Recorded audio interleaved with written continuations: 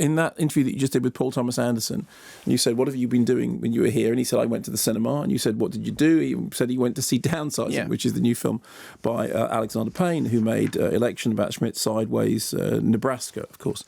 And in the past, his films have tended to be kind of, wry satires, tales of ordinary madness, dealing with kind of family life, suburban midlife crisis, families, issues which are in many ways sort of familiar. And that's why they work well. So Downsizing is something of a departure, and it is, I have to say, only a partly successful departure. And I think it was very interesting that when you asked Paul Thomas Anderson what he thought of it, I mean, obviously, if you ask a director what they think of another film, they'll err on the side of being polite, because they're not critics. That's not their job. Their job is to be supportive, And he said, I loved it. He said it was completely, did he say bonkers? Or? Well, after the first hour, I think he said it went really weird, weird in a good way. He said. Okay, but there is, so...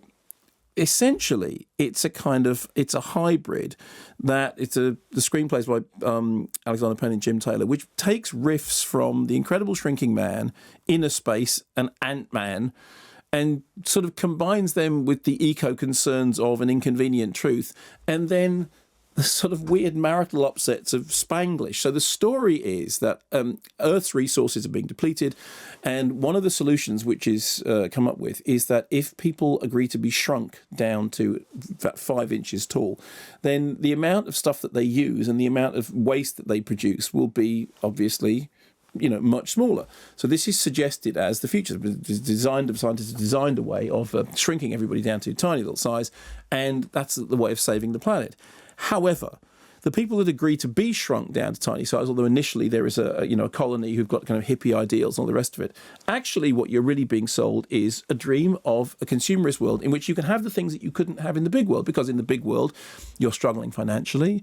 In the big world there's all these, but in the small world, if you downsize, if you become one of the smalls, your money goes much further. Suddenly, small people have access to mansions and to, facilities they never would have had before, and live in this place called Leisure World is one of the places. So Matt Damon is basically an occupational therapist.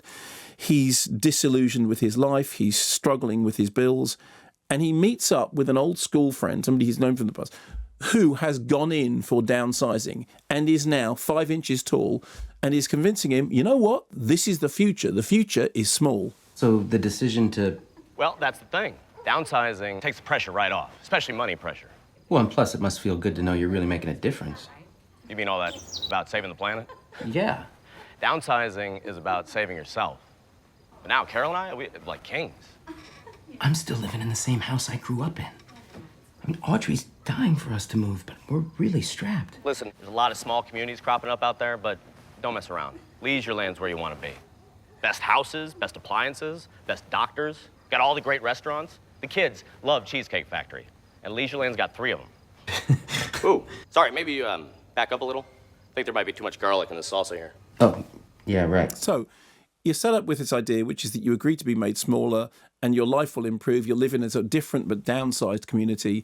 Yes, there's an impact on the environment, but actually the reason you're doing it is because you get to have that big house, which is smaller but bigger, but smaller. And this is a very interesting setup. And at the beginning, it kind of it's all coming together in a way. I mean, there's just the right amount of attention to sort of just believable scientific detail. The fact that if you're going to be downsized, you have to have all your fillings removed, because otherwise, the fillings, well, it's only organic material that is downsized. And so Matt Damon's character then agrees to be downsized. And the next thing, he finds himself weirdly isolated and alone and tiny in a world in which he is as despondent and as dissatisfied as he always was. Now, the weird thing about the film is that at the beginning, I was kind of going with it, thinking, this is an interesting idea. It's dealing with a lot of different things.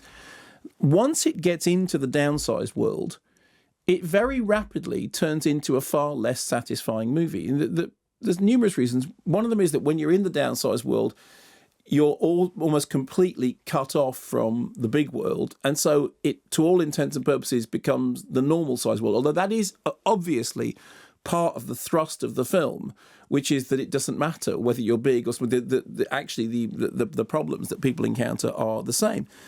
The second one is that it's got this sort of strange, meandering narrative cul-de-sacs that you keep thinking that the film is going to somehow develop these ideas in an interesting way. And actually what it ends up doing is sort of wandering off into areas which don't quite seem to be organically part of the same story. Then you get a bunch of performances like Christoph Waltz coming in kind of hammy, smarmy form, who's kind of like a caricatured character. Udo Kier is kind of fun.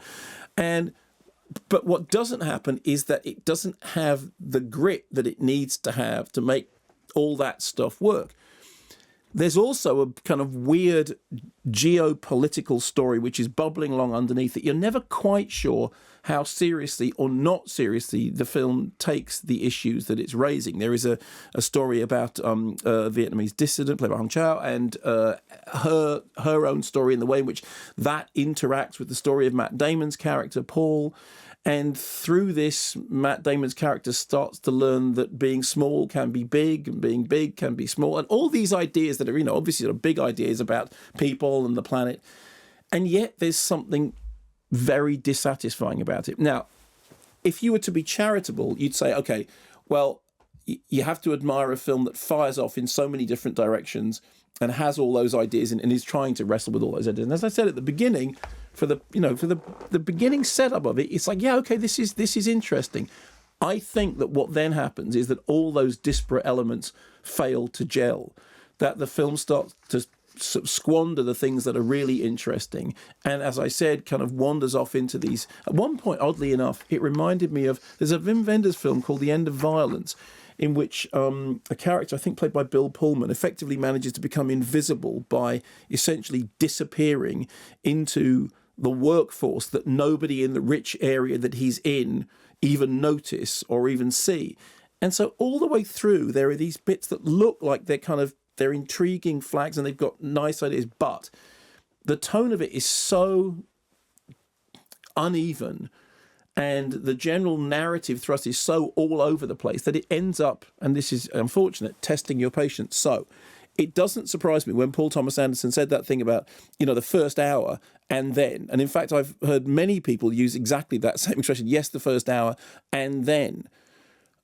And, what happens and then is that it doesn't come together anything like as satisfyingly as it should do. It's not to say that I think, aiming big whilst aiming small, it's quite nice to see somebody trying something which is actually in many ways completely bonkers.